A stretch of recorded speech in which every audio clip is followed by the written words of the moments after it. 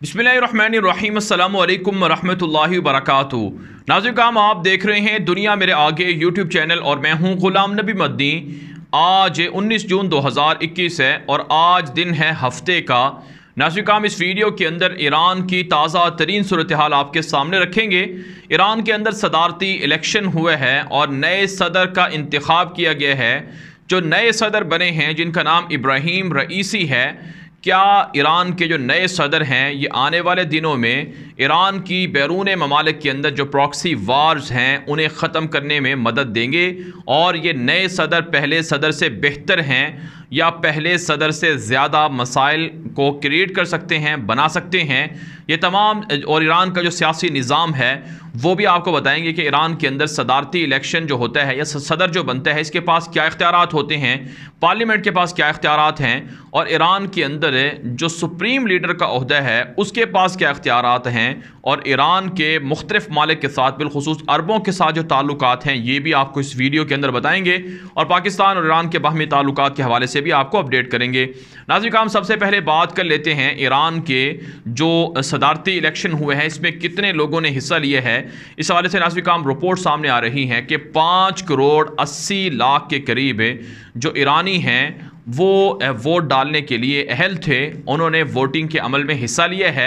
इस हवाले से नाज़रीन ये भी कहा जा रहा है कि जो ईरान की कुल आबादी है तकरीबन 8 करोड़ से ज़ायद आबादी है, इसमें से जो टर्न आउट है वोटिंग का टर्न आउट वो 50% से भी ज़ायद रहा है, बल्कि पिछले जो इलेक्शन हुए थे उसमें 73% था।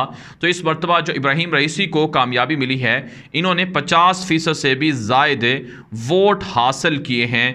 तो ईरान के अंदर बुनियादी तौर पर जो इलेक्शन हुआ है सदर का, इसमें 7 उम्मीदवार थे जिनको मंजूरी दी गई थी। जो निगहबान शूरा है, जो गार्डियन कौंसिल है ईरान की, जिसके 12 मेंबर होते हैं और उनकी मंजूरी के बाद ही कोई शख्स सदारती इलेक्शन का अहल हो सकता है या हिस्सा ले सकता है। तो गार्डियन कौंसिल जो है ईरान की, इसने तकरीबन 7 उम्मीदवारों को फाइनलाइज़ किया था, जिसमें से 3 उम्मीदवार इलेक्शन से पहले दस्तबरदार हो गए।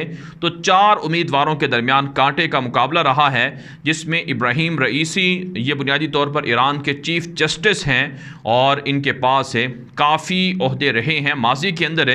तो ये ईरान के चीफ जस्टिस थे, इन्होंने इंतखाब में हिस्सा लिया।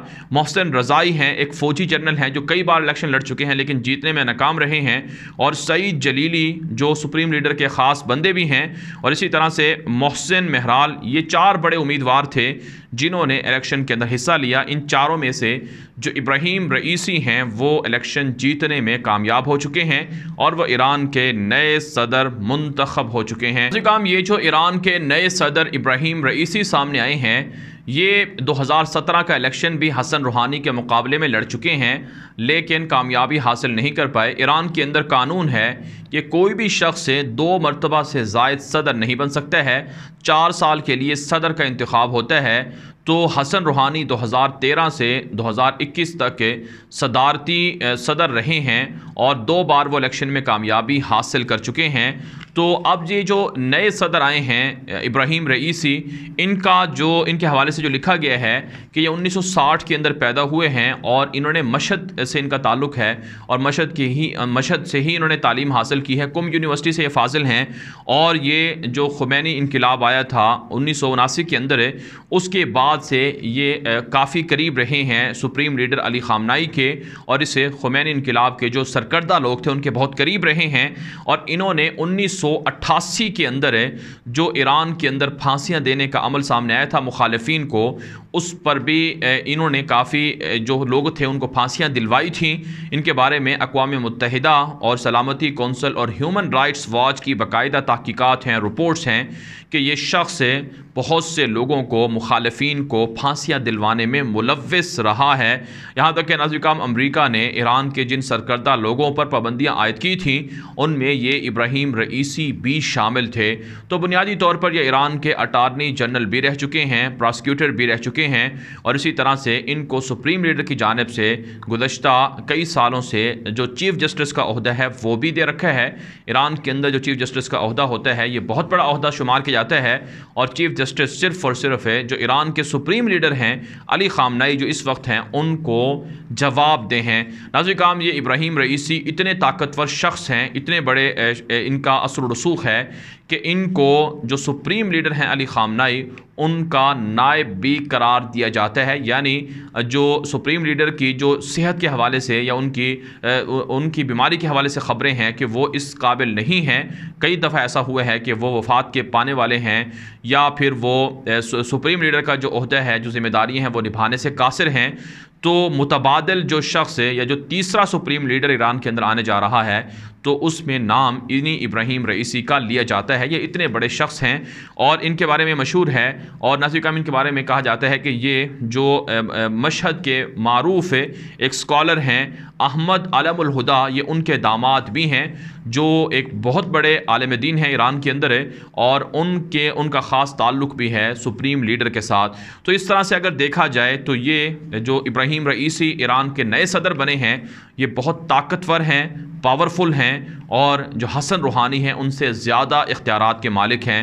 नाज़रीन काम इनके बारे में मशहूर है कि ये क़दामत पसंद शिया हैं और जो इनकी जो नज़रियात हैं वो बहुत ज़्यादा सख्त हैं, मुतशद्दिद हैं ये, जबकि सदर हसन रूहानी के बारे में मशहूर था कि वो मुतदिल मिजाज हैं। लेकिन बहरहाल नाज़रीन काम ईरानी सदर हसन रूहानी के भी बहुत से मुतनाज़ा फ़ैसले हैं जिनसे ईरान के अंदर मुखालिफिन को बहुत नुकसान पहुँचा है, जिसमें बिलखुसूस जो बलूचिस्तान के अंदर ईरान का जो सूबा बलूचिस्तान है वहाँ पर बसने वाले सुन्नी मुसलमान जो हैं उन पर बहुत जुल्म ढाया गया है। और इसी तरह से नाज़रीन काम ईरान के अंदर जिन लोगों ने एहतजाज किया था 2017 और 2018 में कि महंगाई हो गई है, गुर्बत है, बेरोज़गारी है, इन मुजाहिरीन को भी जेलों के अंदर डाला गया और उनके ख़िलाफ़ भी क्रैकडाउन किया गया। यह हसन रूहानी के दौर में हुआ है और हसन रूहानी के दौर में ईरान की फ़ौज को इराक़ के अंदर और इसी तरह से शाम के अंदर बढ़ाया गया है। यमन की जंग में हसन रूहानी बराह रास्त दाखिल हुए हैं।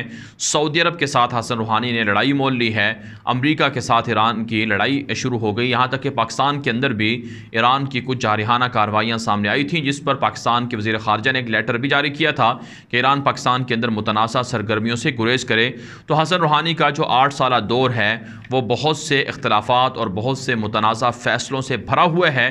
लेकिन बहरहाल नाज़रीन काम जो ईरान के नए सदर हैं इब्राहीम रईसी, इनके बारे में भी तवक्को नहीं है कि ये कोई अच्छे फ़ैसले करेंगे जिससे पड़ोसी मुल्कों के साथ ईरान के ताल्लुकात बेहतर हों। बिलखुसूस सऊदी अरब के हवाले से ये कह चुके हैं कि उनके साथ ताल्लुकात उसी वक्त बहाल हो सकते हैं जब तक यमन के अंदर से सऊदी अरब ना निकल जाए। तो इन्होंने माजी के अंदर अपने इंटरव्यूज़ के दौरान कई बार ईरान की जो प्रॉक्सी वार है, चाहे वो इराक़ के अंदर हो, चाहे वो शाम के अंदर हो, यमन लबनान के अंदर हो, इन्होंने उसको अप्रिशिएट किया है और साथ साथ इन्होंने उसको डिफेंड भी किया है कि ये बहुत ज़रूरी है। तो इसलिए नाज़रीन काम कहा जाता है कि ये जो नए सदर हैं इब्राहीम रईसी, ये ईरान की बैरून ममालिक के साथ जो पॉलिसीज़ हैं उनमें ज़्यादा कोई तब्दीलियाँ नहीं ला सकते हैं। बहरहाल नाज़रीन काम जो ईरान का निज़ाम हुकूमत है वो कुछ इस तरह से है कि वहाँ पर ये जो पार्लियामेंट का ओहदा है या फिर जो वहाँ पर सदर का ओहदा है या जो आम तौर पर जो ईरान की फ़ोर्सेस हैं, ये सब के सब बराए नाम हैं। हकीकतन इनके पीछे जिस शख्स का कंट्रोल होता है या जो शख्स पावरफुल है या जिनके पास इख्तियारात हैं वो सिर्फ़ और सिर्फ सुप्रीम लीडर है। और सुप्रीम लीडर का ओहदा ये बुनियादी तौर पर 1979 के अंदर जब खुमैनी इनकलाब आया था उस वक्त जो आयतुल्लाह खुमैनी थे उन्होंने ये ओहदा तख्लीक किया था सुप्रीम लीडर का। यानी ये इतना पावरफुल शख्स होता है सुप्रीम लीडर कि ये किसी को जवाबदेह नहीं होता है, सिर्फ़ और सिर्फ बाइख्तियार होता है। गोया के गल्फ़ के अंदर जैसा कि बादशाह है, किंग है, जो वहाँ पर बादशाही निज़ाम है, जो इसके अंदर भी यही होता है कि बादशाह किसी को जवाबदेह नहीं है। पार्लियामेंट गल्फ़ मालिक के अंदर है, सऊदी अरब के अंदर है, कुवैत के अंदर और दीगर मुल्कों में, लेकिन वो बराए नाम है। असल इख्तियारात की जो ताकत है वो सिर्फ़ और सिर्फ बादशाह के पास होती है। तो ईरान के अंदर भी एक तरह से बादशाही निज़ाम है, जो इख्तियारात हैं वो जो सुप्रीम लीडर हैं उनके पास होता है। तो आयतुल्लाह खुमैनी के बाद जो दूसरे सुप्रीम लीडर बने थे वो अली ख़ामनेई बने थे। इनके बाद जिस शख्स का नाम ले जाता है वो इब्राहीम रईसी हैं। तो नाज़रीन काम जो ईरान की सुप्रीम लीडर है, जो ईरान के सुप्रीम लीडर हैं, ये ईरान के अंदर एक बड़ी पावरफुल एक कौंसल है उसके, जिसके 12 मेंबर होते हैं, जिसका नाम निगहबान शूरा है। उसके 6 अराकीन को मुकर्रर करने का इख्तियार रखते हैं। और ये 6 अराकीन, इनका ताल्लुक़ दीनदार होना चाहिए, आलिम दीन होने चाहिए। और इसी तरह से बाकी के जो 6 मेंबरान हैं उनको अदालत है और पार्लियामेंट की जानिब से मुकर्रर किया जाता है। तो 12 रुकनी जो गार्डियन कौंसिल है, निगहबान शूरा है, ये बहुत पावरफुल होती है। ये तमाम पार्लियामेंट के इख्तियारात को मुस्तरद कर सकती है और ये उन्हें ख़त्म कर सकती है। ये किसी भी तरह के कानून को चैलेंज कर सकती है और किसी भी शख्स को ओहदे से बरतरफ कर सकती है। यहाँ तक कि सदर के इंतखाब का जो फ़ैसला है वो भी यही 12 रुकनी जो कौंसिल है, गार्डियन कौंसिल, निगहबान शूरा, ये करती है। इसी तरह से नाज़रीन किराम, ईरान के अंदर एक और तंजीम भी है जिसका नाम मजलिस खबरगान रहबरी है। इसके 88 जो मेंबर हैं वो होते हैं और इनके अंदर बुनियादी तौर पर जो ज़्यादातर वो लोग होते हैं जो आलिम दीन हों। और ये जो मजलिस खबरगान रहबरी है, इसके पास जो सुप्रीम लीडर हैं उनको तब्दील करने का इख्तियार भी है। लेकिन आज तक कभी ऐसा हुआ नहीं है कि 88 मेंबरान ने, मजलिस खबरगान के जो लोग हैं, इन्होंने किसी सुप्रीम लीडर को तब्दील किया हो, ना तो आयतुल्लाह खुमैनी को, ना ही खामनाई को तब्दील किया है। तो इसलिए ये भी दरअसल बुनियादी तौर पर दुनिया को दिखाने के लिए होता है। दरअसल ये लोग भी सुप्रीम लीडर के मुहाफ़िज़ीन में शुमार होते हैं और इनके 8 साल तक मेंबर मुकर्रर किया जाता है इनको, और ये इस मजलिस के मेंबर रहते हैं। जबकि नाज़रीन किराम, एक और जो तंजीम है वो है मजमा तशख़ीस के नाम से है, मसलहत निज़ाम के नाम से है, इख्तलाफात के हल का इदारा है। सुप्रीम लीडर इसके 45 अराकीन को मुकर्रर करते हैं। इसी तरह से नाज़रीन किराम, ईरान के अंदर आप जानते हैं जो ईरान की फ़ोर्स है, सिपाही पासदारान इनक़िलाब और इसी तरह से दीगर जो बड़े ओहदेदार हैं, जर्नैल हैं, उन तमाम जर्नैलों को मुकर्रर करने का इख्तियार भी सुप्रीम लीडर के पास होता है। ये कमांडर इन चीफ़ हैं ईरान के तमाम मुसल्लह अफ़वाज के।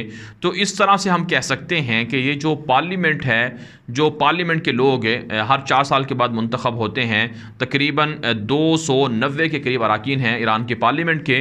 तो ये पार्लियामेंट के जो लोग होते हैं ये भी गल्फ़ मालिक की पार्लियामेंट की तरह के लोग ही होते हैं। ये अगरचे कोई कानून साजी करते हैं, फ़ैसले करते हैं, लेकिन सुप्रीम लीडर की मंजूरी के बग़ैर या उनके करीबी लोगों की मंजूरी के बग़ैर कोई भी फ़ैसला ईरान के अंदर नाफिज नहीं हो सकता है। तो बुनियादी तौर पर ये जो ईरान के नए सदर आए हैं, इब्राहीम रईसी, इनके बारे में जो ईरानी अवाम है उनको कोई ख़ास तवक्कुआत नहीं है कि ये हसन रूहानी के जो फ़ैसले हैं या उनकी जो पॉलिसी हैं उनको तब्दील करेंगे। बिलखुसूस आप जानते हैं कि ईरान की अमेरिका के साथ जो चपकलश है, जो पाबंदियाँ हैं, इससे काफ़ी नुकसान ईरान की आवाम को पहुँचा है। तो नए जो सदर हैं, इनसे तवक्को जो आवाम की है वो यही है कि ये आवाम के लिए फ़लाह व बहबूद के काम करें, प्रॉक्सी वार ख़त्म कर दें। शाम के अंदर जो ईरान पैसा बहा रहा है, इराक़ के अंदर जो पैसा प्रॉक्सी वार के अंदर ज़ाया हो रहा है, वो ईरान के अपने लोगों पर सर्फ हो, अपने लोगों पर इस्तेमाल किया जाए। बहरहाल इब्राहीम रईसी को दुनिया भर से मुबारकबाद के पैगामात मिल रहे हैं। अब ये वक्त बताएगा कि ये ईरान के सदर हसन रूहानी से कितने मुख्तलिफ हैं और ये ईरान को कितना फ़ायदा पहुँचाते हैं और ईरान को कितना नुकसान पहुंचाते हैं। इस वीडियो के बारे में आपकी क्या राय है? अपनी राय कमेंट के जरिए से ज़रूर हम तक पहुंचाएं। मज़ीद खबरों के लिए आप हमारे ट्विटर अकाउंट गुलाम नबी मदनी को लाजमी फॉलो कर लें। आज के लिए इतनी ही इजाज़त दीजिए। अल्लाह हाफ़िज़।